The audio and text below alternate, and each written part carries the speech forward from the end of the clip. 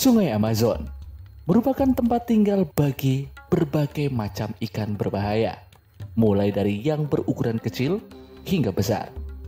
Salah satunya adalah ikan candiru.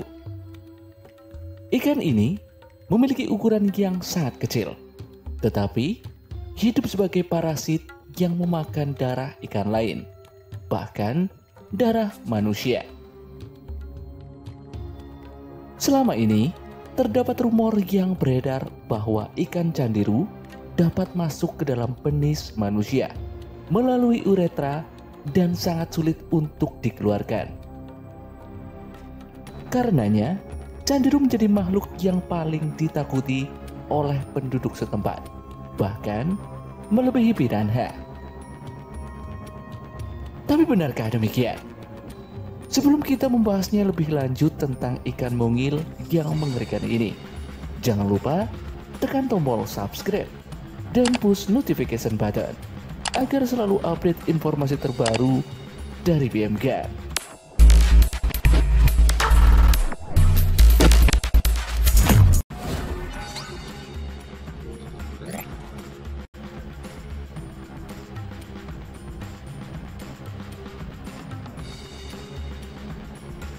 Yang pertama, kita mulai dari habitat ikan candiru. Menurut laman Animal Diversity, ikan candiru banyak ditemukan di bagian atas sungai Amazon dan cekungan sungai Orinoco di Amerika Selatan bagian utara. Habitat ikan ini yaitu di perairan yang dangkal, bergerak lambat, asam, dengan dasar berlumpur atau pasir. Ikan demersal ini juga menghabiskan sebagian besar waktunya terkubur di dasar sungai dan hanya keluar sesekali untuk makan atau kawin. Dilansir dari laman Britannica, ikan candiru yang memiliki nama ilmiah Vandelia kirhosa digambarkan memiliki ciri fisik seperti ikan lele yang tak bersisik, tembus pandang, dengan panjang sekitar 1 inci. Candiru memakan darah dan umumnya ditemukan di rongga insang ikan lainnya, serta tubuhnya akan tampak berwarna setelah mereka memakan. Tubuh ikan candiru juga sempit dan silindris, dengan kepala agak pipih. Candiru memiliki duri pendek yang menghadap ke belakang pada bentuk insang untuk membantu mencegahnya terlepas saat makan, serta mata hitam besar yang terletak di atas kepala.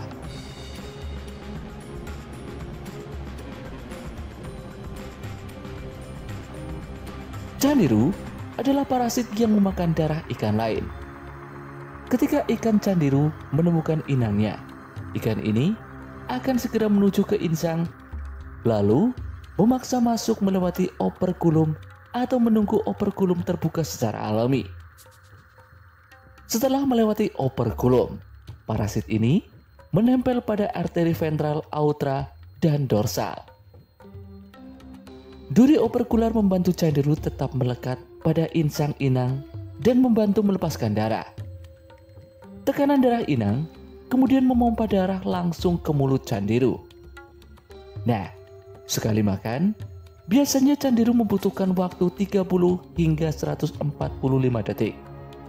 Setelah makan, candiru akan menyelam dan menggali ke dasar sungai. Lalu, bagaimana dengan mitos yang selama ini berkembang? Kasus seputar serangan candiru terhadap manusia bukanlah hal yang baru lagi. Menurut catatan American Journal of Surgery pada abad ke-19 dan awal abad ke-20, cerita yang berkembang kala itu adalah bahwa ikan ini tertarik oleh air seni manusia di dalam air. Ketika seseorang buang air kecil di air, ikan ini akan berenang masuk dan bersarang ke uretra individu tanpa disadari.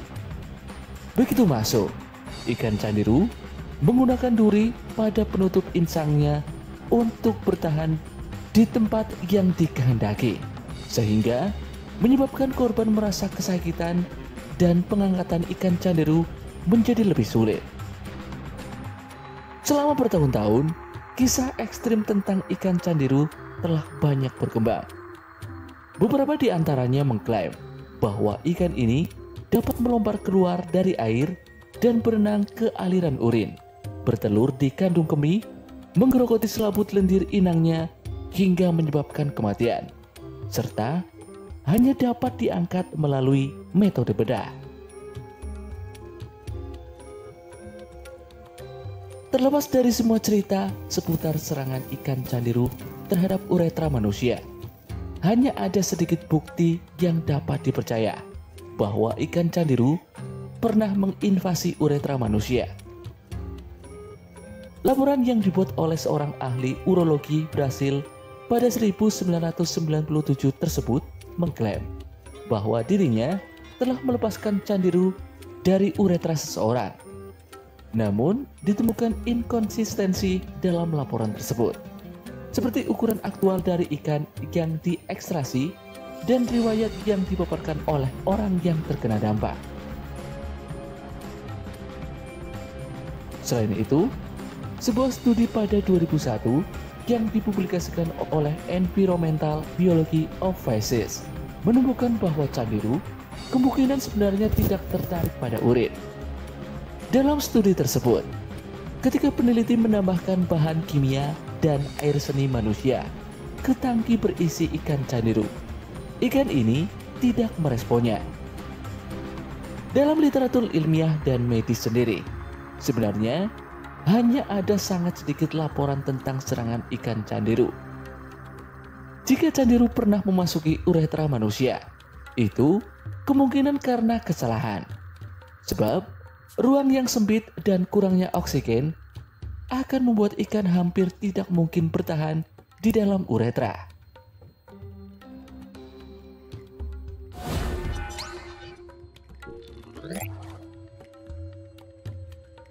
Nah, itulah beberapa fakta mengenai ikan candiru. Jadi bagaimana pendapat kalian dengan ikan kecil mengerikan ini? Tulis pendapat kalian di kolom komentar. Sekian video kali ini. Sampai jumpa di video dari BMGN berikutnya.